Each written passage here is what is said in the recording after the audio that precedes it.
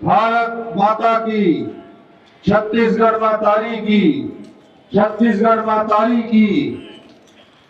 प्यारे प्रदेशवासियों, 76वें गणतंत्र दिवस की आप सभी को बहुत बहुत शुभकामनाएं। आज का दिन हम सब के लिए अत्यंत गौरवशाली है। आज हम देश के गणतंत्र का उत्सव मना रहे हैं।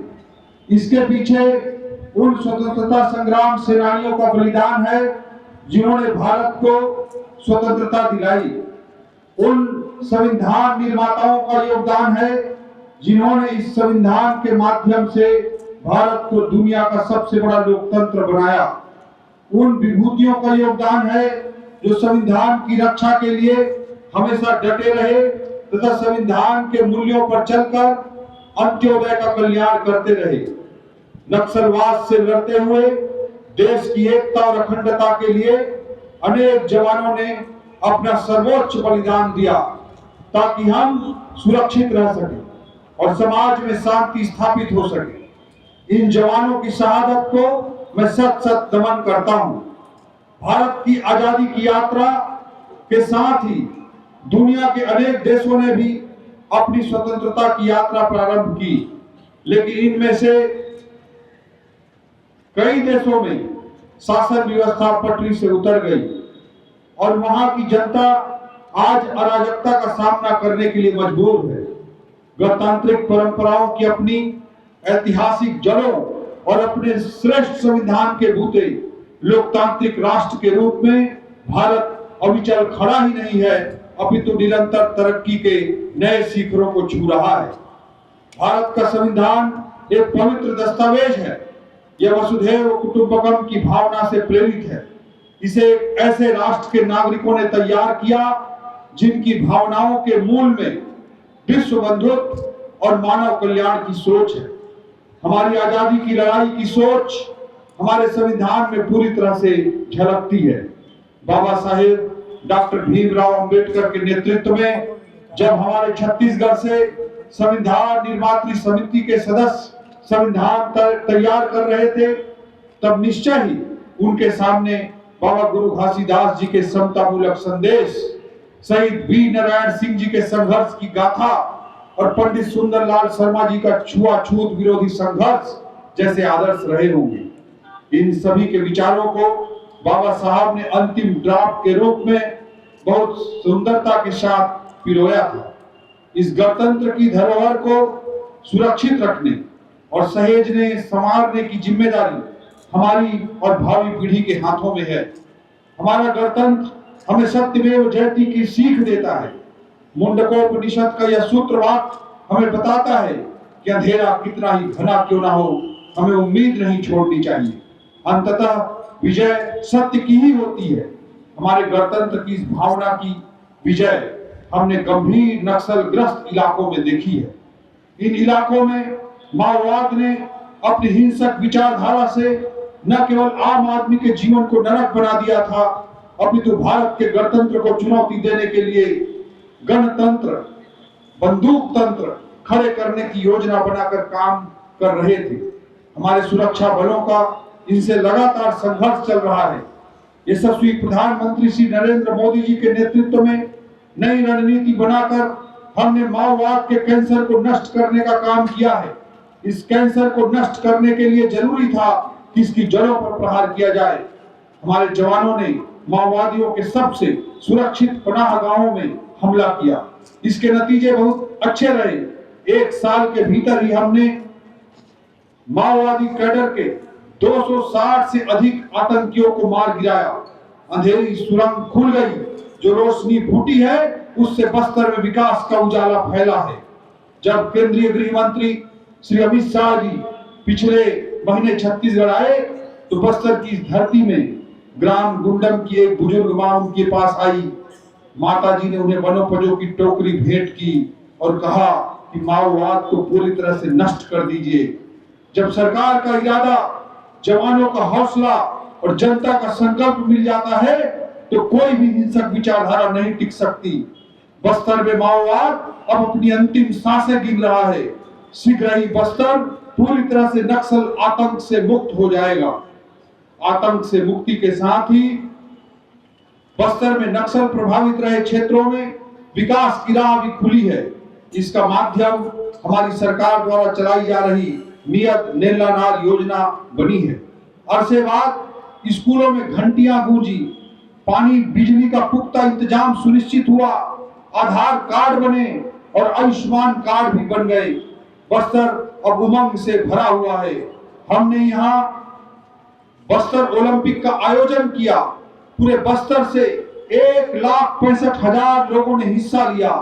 इनमें नक्सल हिंसा से प्रभावित परिजन भी थे, आत्मसमर्पित नक्सली भी थे और नक्सल हिंसा में अपने अंग गंवा चुके दिव्यांग जन भी थे। खेलों के इस महाकुंभ में खिलाड़ियों का उत्साह देखते ही बन रहा था। हम सब के लिए ये बहुत ही भावुक क्षण था। बस्तर ओलंपिक नए बस्तर की पहचान बन गया।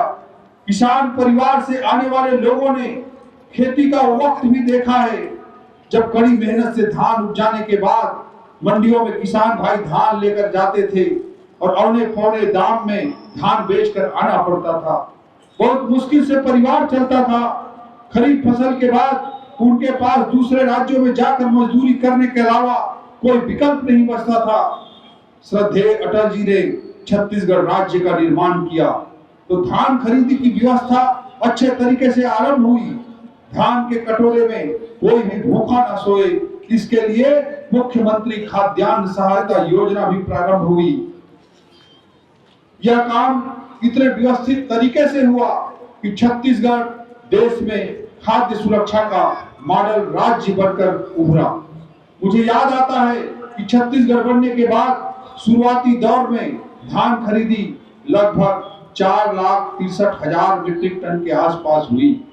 पिछले साल यह आंकड़ा 145 लाख मीट्रिक टन को छू गया।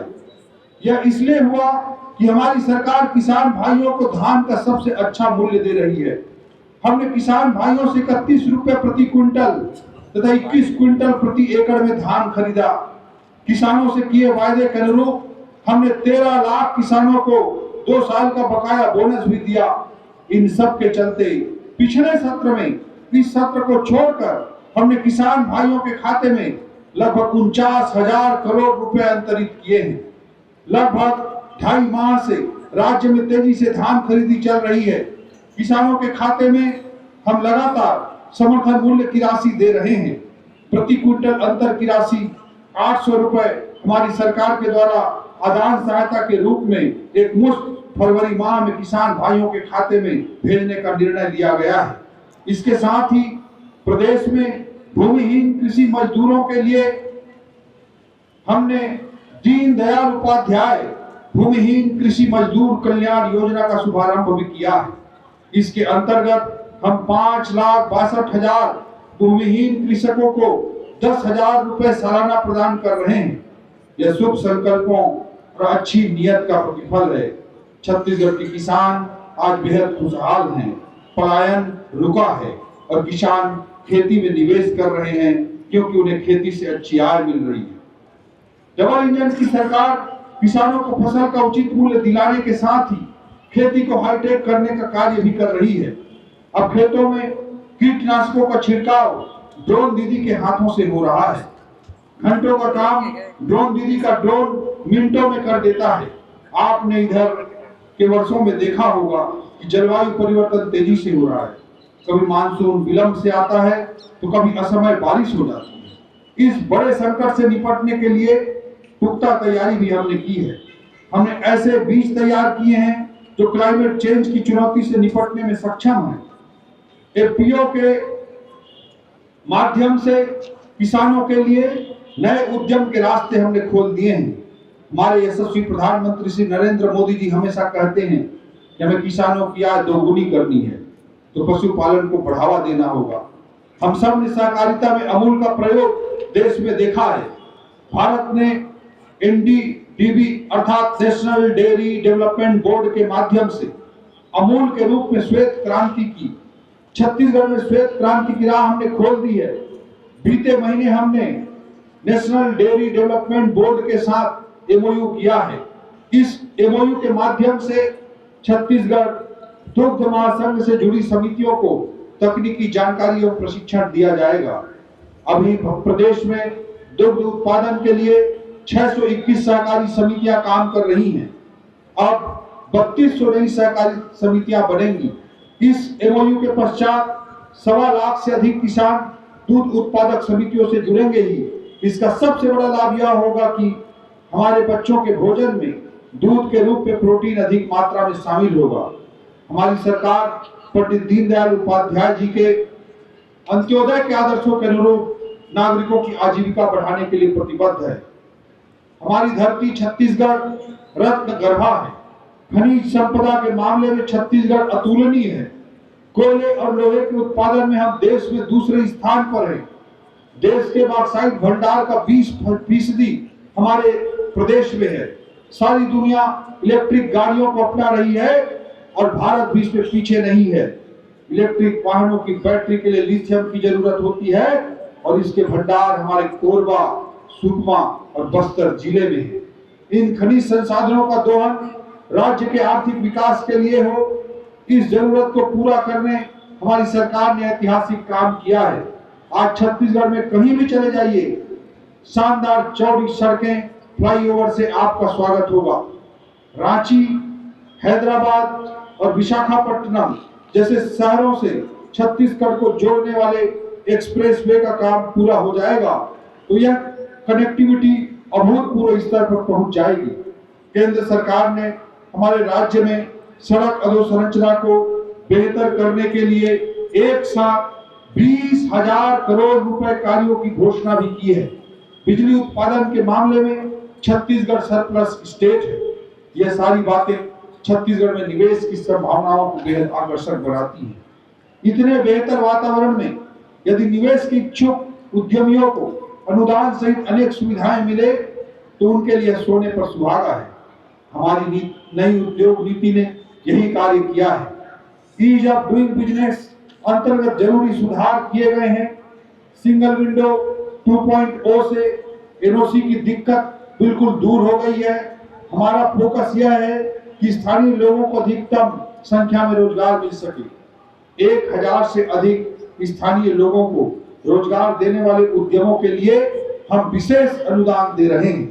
नई औद्योगिक नीति में हमने इस बात का पूरा ध्यान रखा है कि ऐसे उद्योगों को प्रोत्साहन दें जिनके लिए छत्तीसगढ़ की विशिष्टताओं के अनुरूप आगे बढ़ने की भरपूर संभावनाएं हों।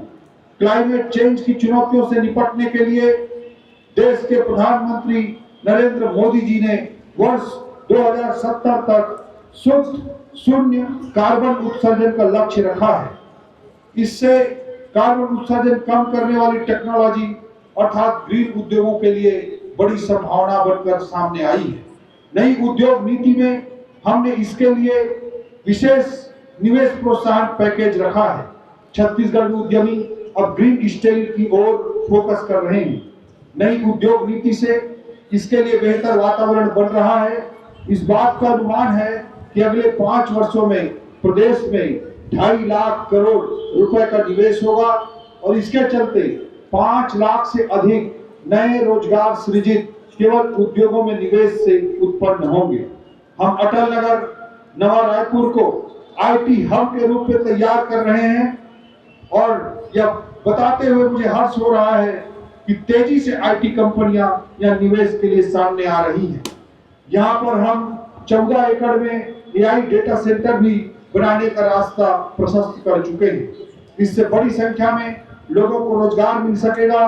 राज्य के युवाओं को वित्तीय बाजारों के लिए प्रशिक्षित करने और इसके माध्यम से रोजगार के अवसर बढ़ाने शासन द्वारा नेशनल स्टॉक एक्सचेंज एनएसई के साथ छात्र स्किलिंग प्रोग्राम के लिए एमओयू करने का निर्णय लिया गया है। यह प्रशिक्षण हाई स्कूल, हायर सेकेंडरी और कॉलेज के विद्यार्थियों के लिए संचालित किया जाएगा। नई उद्योग नीति में हमने छत्तीसगढ़ की पर्यटन संभावनाओं का भी पूरा ध्यान रखा है। हमारे यहाँ एशिया का नियाग्रा कहे जाने वाला चित्रकोट जलप्रपात है। कांगेर घाटी में कोटमसर जैसी विलक्षण गुफाएं हैं। यहाँ धुड़मारास गांव को संयुक्त राष्ट्र पर्यटन संगठन ने बेस्ट टूरिज्म विलेज के रूप में चुना है। ऐसे गांवों की संख्या पूरे दुनिया में 20 चुनी गई है। सरगुजा में रामगढ़ की पहाड़ियां हैं, जहां के विलक्षण प्राकृतिक सौंदर्य से अभिभूत होकर महाकवि कालिदास के मन में अपने महान खंड काव्य मेघदूतम को लिखने का विचार आया। जसपुर में विश्व के सबसे बड़े प्राकृतिक शिवलिंग मधेश्वर महादेव है। देश के पर्यटन नक्शे में गुरु घासीदास तमोर पिंगला टाइगर रिजर्व भी आ गया है। हमारी सरकार ने देश का तीसरा सबसे बड़ा टाइगर रिजर्व बनाकर न केवल बाघों के संरक्षण के लिए कार्य किया है, अपितु इससे इको टूरिज्म की संभावनाओं में भी कई गुना वृद्धि कर दी है। अपनी प्राकृतिक संपदा को न केवल हम सहेजे हुए हैं, अपितु उसका निरंतर संवर्धन भी कर रहे हैं। वन पारिस्थितिकी सेवा को हमने ग्रीन जीडीपी के साथ जोड़ने की पहल की है। अभी हाल ही में भारतीय वन सर्वेक्षण रिपोर्ट आई है।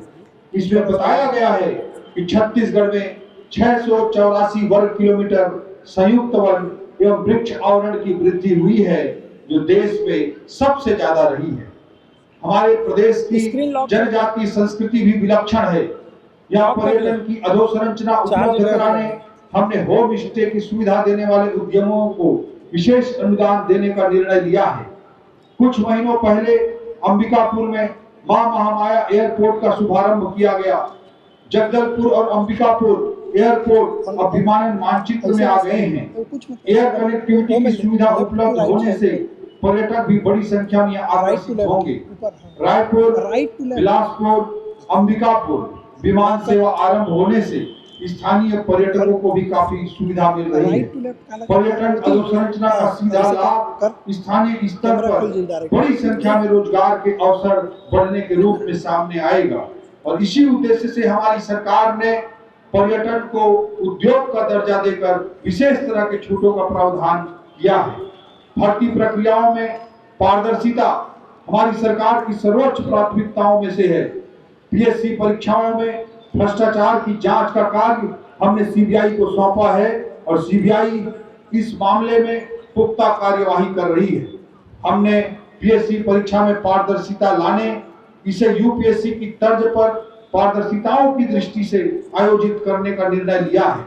सरकार द्वारा उठाए गए कदमों से युवाओं का भरोसा पीएससी की परीक्षा में लौटा है। हमने यूपीएससी की परीक्षाओं की तैयारी के लिए दिल्ली में ट्राइबल यूथ हॉस्टल में सीटों की संख्या में 50 से बढ़ाकर 185 कर दी है। हम रायपुर के नालंदा परिसर की तर्ज पर प्रदेश के 13 अन्य नगरीय निकायों में ऐसी ही राष्ट्रीय स्तर की लाइब्रेरी बनवा रहे हैं। शासकीय सेवा के 9000 से अधिक पदों के लिए 19 विभागों में भर्ती प्रक्रिया सरकार के पहले ही साल में प्रारंभ कर दी गई है। हमारी सरकार ने 1 साल पूरा कर लिए हैं। इस अवधि में हमने अपने अधिकांश वायदों को पूरा कर दिया है। कैबिनेट की पहली बैठक में हमने 18 लाख प्रधानमंत्री आवास की स्वीकृति दी। इन पर तेजी से काम हो रहा है। अपना घर जीवन का सबसे बड़ा सपना होता है। राज्य के लिए नए वित्तीय वर्ष हेतु 3 लाख अतिरिक्त पीएम आवास की स्वीकृति भी भारत सरकार से मिल चुकी है। इसके लिए मार्च तक सर्वे का काम भी हो जाएगा। अब उन लोगों को भी पीएम आवास मिल सकेगा जिसके पास 2 व्हीलर है। उनको भी मकान मिल सकेगा जिसके पास 2.5 एकड़ तक सिंचित जमीन और 5 एकड़ तक असिंचित जमीन है। उनको भी मकान मिल सकेगा जिनकी आय 15,000 रुपए महीना तक है। प्रधानमंत्री शहरी आवास योजना 2.0 के अंतर्गत 1,32,000 हितग्राहियों को लाभान्वित करने राज्यांश का भी हमने अनुमोदन कर दिया है। हमें इस बात का संतोष है कि हम लाखों लोगों के गृह प्रवेश का माध्यम बन सके हैं। हमारी सरकार ने जरूरतमंद 68 लाख परिवारों को 5 साल तक मुफ्त राशन देने का निर्णय भी लिया है। तेंदुपत्ता संग्राहकों के लिए संग्रहण दर 4,000 रुपए से बढ़ाकर हमने 5,500 रुपए कर दिया है। छत्तीसगढ़ महतारी को संवारने में बड़ी भूमिका हमारी मातृशक्ति की है। वे हर दिन कड़ी मेहनत कर विकसित छत्तीसगढ़ की नींव रख रही हैं। उन्हें आर्थिक रूप से सशक्त करना हमारा संकल्प है। इसके लिए हमने सरकार गठन के 3 महीने के भीतर ही महतारी वंदन योजना का क्रियान्वयन आरंभ कर दिया। करीब 70 लाख माताओं बहनों को अब तक हम इस योजना की 11 किस्त दे चुके हैं। हर माह की पहली तारीख को हम महतारी वंदन योजना के रूप में माताओं बहनों के लिए खुशियों का रिचार्ज करने का संकल्प लेते हैं। यह राशि उनके बजट को व्यवस्थित करने में, अपने सपनों को पूरा करने में मदद करती है। यह महिलाओं की अपनी निधि है, वे इसे अपनी इच्छा से खर्च कर रही हैं। कोई बहन इसे बच्चों की पढ़ाई में लगा रही है, कोई निवेश कर रही है, कोई माँ अपनी हवाई यात्रा का सपना पूरा कर रही है। सारंगढ़ के ग्राम दानसरा की माताएं बहनें अयोध्या धाम में श्री राम लला का मंदिर बनने से अभिभूत थी। वे श्री राम का मंदिर अपने गांव में बनाना चाहती थी। सभी महिलाएं एकजुट हुई, महतारी वंदन योजना से मिलने वाली राशि और चंदा इकट्ठा करके प्रभु श्री राम का मंदिर बनवा रही हैं। हम महिला स्व सहायता समूहों को रेडी टू ईट फूड का काम सौंप रहे हैं। पहले चरण में 5 जिलों से इस काम की हम शुरुआत करने जा रहे हैं। प्राचीन काल में हमारा देश विश्व गुरु था। इसका कारण हमारी गुरुकुल शिक्षा प्रणाली थी। यह प्रणाली ज्ञान विज्ञान के साथ ही सांस्कृतिक मूल्यों की भी शिक्षा विद्यार्थियों को देती थी। अंग्रेज जब भारत आए तो उन्होंने महसूस किया कि भारत में राज करने के लिए बहुत जरूरी है कि भारतीयों में हिंसा की भावना भर दी जाए।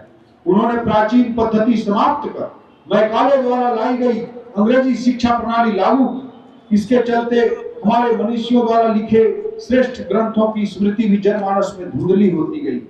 मोदी जी ने आधुनिक ज्ञान विज्ञान के साथ ही हमारी सांस्कृतिक उपलब्धियों और गौरवशाली परंपरा को शामिल करने वाली नई शिक्षा प्रणाली हमें दी है। छत्तीसगढ़ में हमने इसे लागू किया। हम 18 स्थानीय भाषाओं में बच्चों को शिक्षा दे रहे हैं। 341 पीएम श्री विद्यालय हमने आरंभ किए हैं। हम बच्चों को एआई, आर्टिफिशियल इंटेलिजेंस और रोबोटिक्स की शिक्षा भी दे रहे हैं। हम यह मानते हैं कि बच्चों की शिक्षा को बेहतर दिशा में जितनी जिम्मेदारी शिक्षकों की है उतनी अभिभावकों की भी है। इसके लिए हमने पेरेंट्स टीचर मीटिंग का एजेंडा भी व्यवस्थित किया है।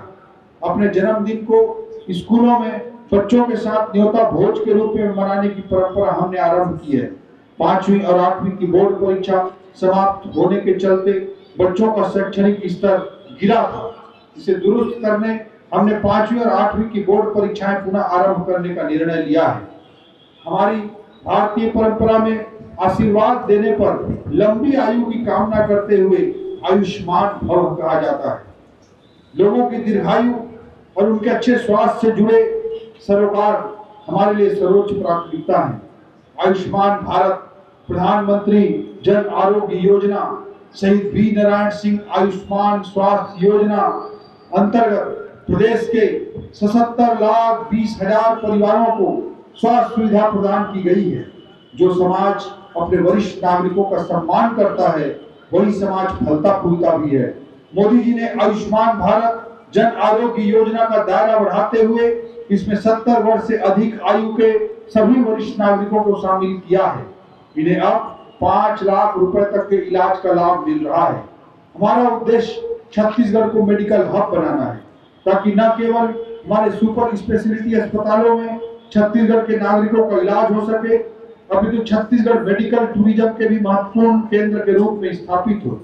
इसके लिए हमने अटल नगर नवा रायपुर में 200 एकड़ भूमि चिन्हांकित की है, जहां मेडिसिटी प्रोजेक्ट के अंतर्गत 5000 बेड वाला अत्याधुनिक अस्पताल भी बनेगा।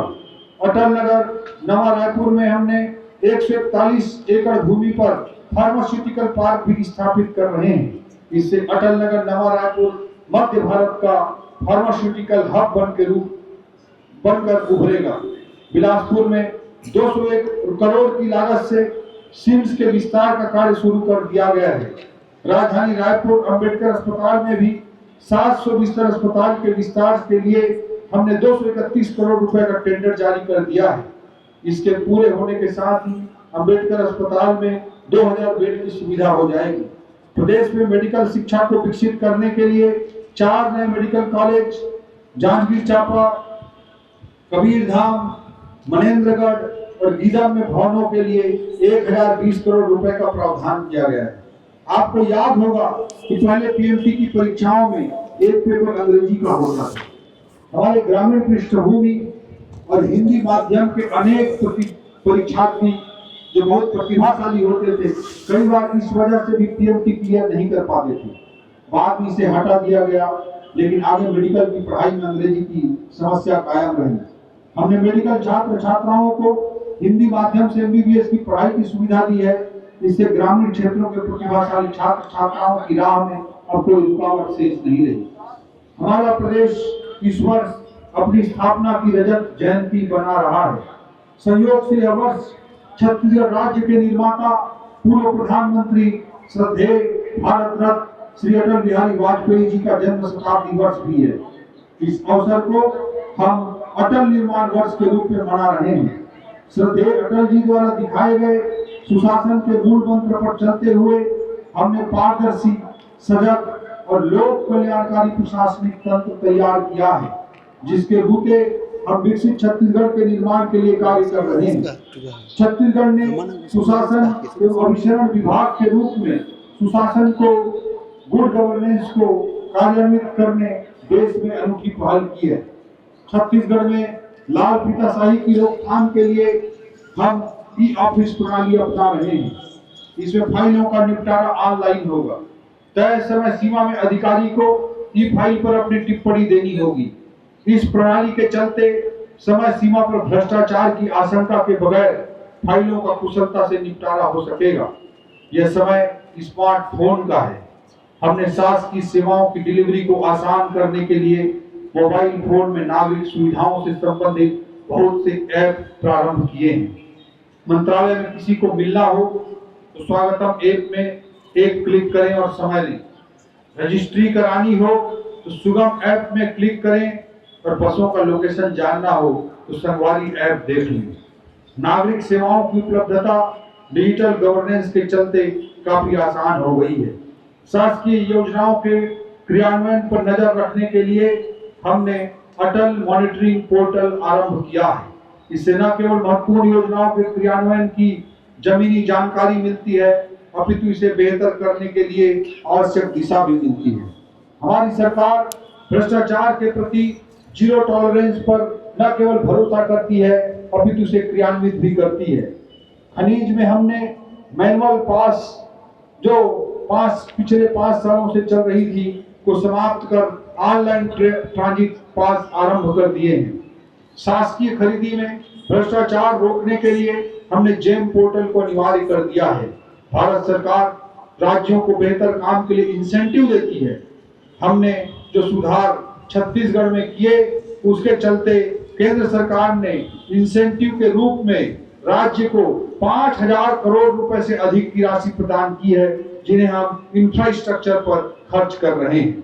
अपने भांचा भगवान श्री राम के आशीर्वाद से यह सब शुभ कार्य हम कर पाए हैं। ननिहाल के लोगों को अपने भांजे का आशीर्वाद हमेशा मिलता रहे। भगवान श्री राम का आदर्श जीवन उनके भीतर शुभ संकल्पों के बीज बोता रहे।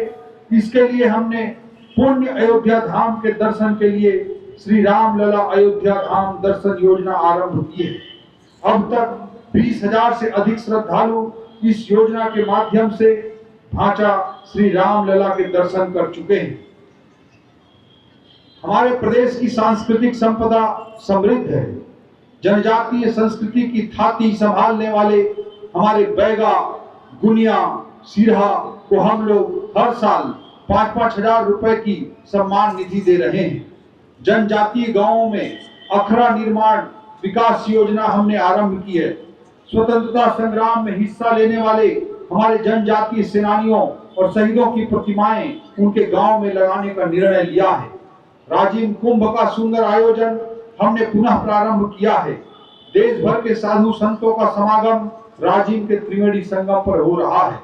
प्रयागराज में 144 वर्षों बाद महाकुंभ का सुखद संयोग बना है।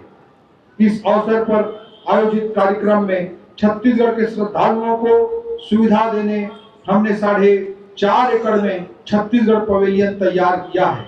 यहाँ प्रदेश के श्रद्धालुओं के ठहरने और खान पान की सुविधा हमने उपलब्ध कराई है। गांधी जी कहते थे कि भविष्य इस बात पर निर्भर करता है कि हम वर्तमान में क्या करते हैं। मुझे इस बात की खुशी है कि इस वर्ष जब हम छत्तीसगढ़ के स्थापना का रजत जयंती वर्ष मना रहे हैं, तब हमने विकसित छत्तीसगढ़ की यात्रा का रोड मैप तैयार कर लिया है। वर्ष 2047 में जब आजादी के 100 वर्ष पूरे हो जाएंगे, तब विकसित भारत के साथ ही विकसित छत्तीसगढ़ का भव्य स्वरूप हम सभी के सामने होगा। इस उद्देश्य को प्राप्त करने के लिए हमने विजन डॉक्यूमेंट तैयार किया है। हमारी सरकार ऐसी सरकार है जिसने 1 साल पूरे होने पर प्रदेश की जनता के समक्ष अपने 1 साल का रिपोर्ट कार्ड प्रस्तुत किया है। हमारे पास शुभ संकल्प है, सच्चाई है, ईमानदारी है और पुरखों की परंपरा से आई ताकत है। हम आप सभी के सहयोग से आगे बढ़ेंगे और हर बाधा को पार कर एक उज्जवल, सशक्त, विकसित छत्तीसगढ़ के अपने सपने को मूर्त स्वरूप प्रदान करेंगे। अथर्ववेद का मंत्र है, कृतम में दक्षिणे हस्ते जयो में सभ्य आहिता। कार्य का शुभ संकल्प मन में हो तो सफलता जरूर मिलती है। गणतंत्र पर्व की आप सभी को बहुत बहुत शुभकामनाएं। जय भारत, जय छत्तीसगढ़। बहुत बहुत धन्यवाद हमारे मुख्य अतिथि महोदय।